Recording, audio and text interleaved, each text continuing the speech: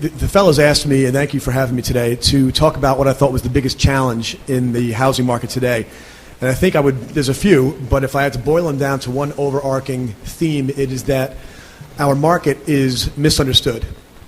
We're in a situation right now where we can see clearly in the middle of this global recession that housing's at the center of, that the government doesn't get it, right? I mean, they went a couple of years ago to trying to promote home ownership at all costs, and now it seems like everything they did then helped to create it, the recession that is, and everything they're doing now is prolonging it and making it worse.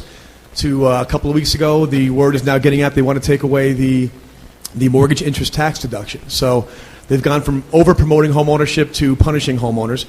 We've got Wall Street, who wanted so badly to invest in the housing market when it was all, really hot and bothered back there in the roaring 2000s. And they didn't get it. They built a mortgage-backed securities marketplace based upon one core assumption, and that was that real estate would go up every single year. And when the values corrected, which were inevitable, their entire house of cards fell apart. They freaked out. Off the cliff they went, and right behind them, the economy. There's been some talk about the media. They don't understand it. I do a radio show, and I was actually planning on burning a copy of Time Magazine on the air, but I told the program director, and they stopped me. But I don't know if you saw the cover, Rethinking Home Ownership. That was the cover of Time Magazine. And they went to great pains in this article to explain how renting is the new smart way, and how, all this talk over the century about how home ownership is a good thing, and all these hundreds of millions of households who have done really well with home ownership. That was the anomaly. The experience of the last 5 years, that's the new reality. And Time Magazine says that we should all rent, and their core message, you're going to love this if you didn't read it, their core explanation as to why renting is better is that when unemployment is up, you need to be able to bolt as soon as the job opportunity comes along. So you need to be mobile. They promoted the idea of mobile America. Like, let's just, as soon as the job opportunity comes, you'd be able to leave the TV on and just run, as if that's a good way to live. So media doesn't get it. And if I asked you 10 years ago if you believed that 11 million or 20 million people would have screwed up home ownership, would you believe me? It was easy until all these new variables came into play. Negative amortization loans, no money down. I remember the first day that I learned about the zero down stated income mortgage. Wow. Okay. Yeah, I did get one. I got 3, but I couldn't believe they were giving them to me. The point is that lenders lost their mind. They forgot everything they ever learned about mortgage underwriting. So we've got government, we've got media, we've got Wall Street, we've got the consumer public. Everybody made their contribution to this crisis. Everybody caught their share of blame, right? There are people who point the finger at government. I think the election a couple of days ago, you could say part of that was the fact that they helped create this problem. Wall Street's catching their share of blame. They lost a lot of money, and they caught a lot of heat for it.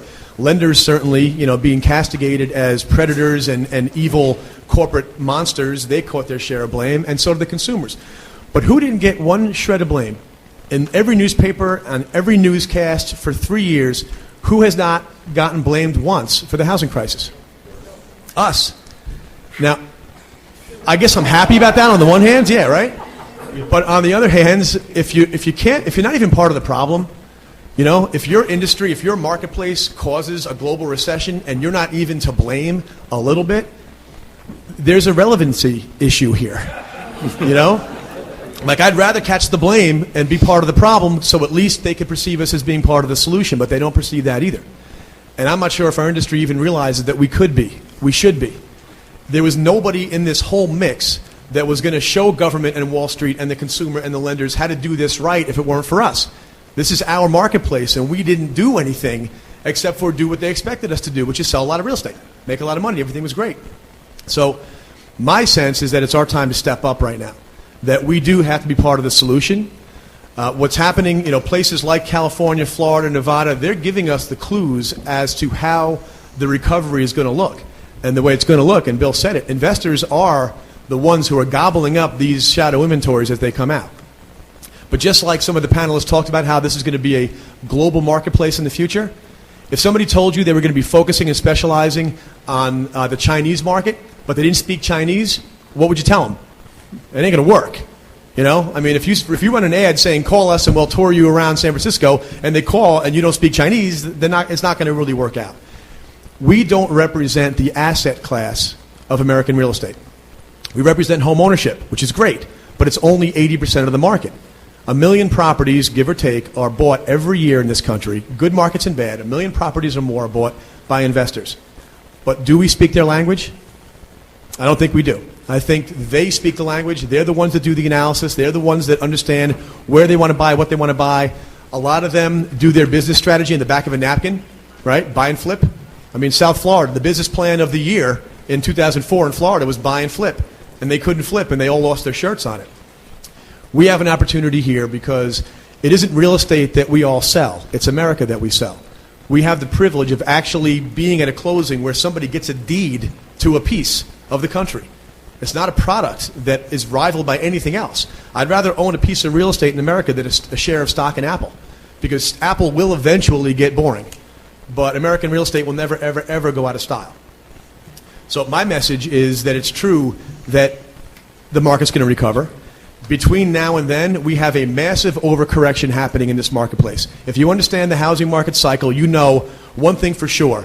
After a boom like we had, there was going to be a crash. And after the crash, there's going to be another boom. I don't know when, but I know it's coming, and I know that the only thing, you hear a lot of comparisons between today and the Great Depression.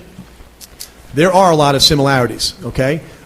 The opportunity is also similar. The Great Depression was a massive overcorrection in real estate prices in America. It set us up for 7 decades of straight appreciation until the most recent correction. This correction now, we're going deeper than we should have.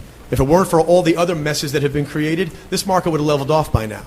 And the shadow inventory of millions of foreclosures is going to pull us down again. There's going to be a double dip in home prices. It's going to pull it down again, and that is a further overcorrection. So the opportunity for people to build wealth in our asset class is over the next several years, while the market is bottoming out, while the rates are low. If they stay low, that would be wonderful. But the money is made by investors when they buy, and if they hold and they wait for the next revival. So I'm encouraging people. I've dedicated my career to this now. I used to run one of the biggest real estate companies on the East Coast with my brothers and my mom, and that was Better Homes and Gardens, Rand Realty. And I've stepped out of that role now because I feel like the history is calling. And it is time for us as an industry to hear the call, to learn how to represent the asset class of American real estate and be part of the solution. Thank you, Greg. Now, Greg is a regular featured commentator on Fox News. He's also on WABC Radio, and starting in January, he's a regular columnist and contributor for RAS Media and the RAIN Network.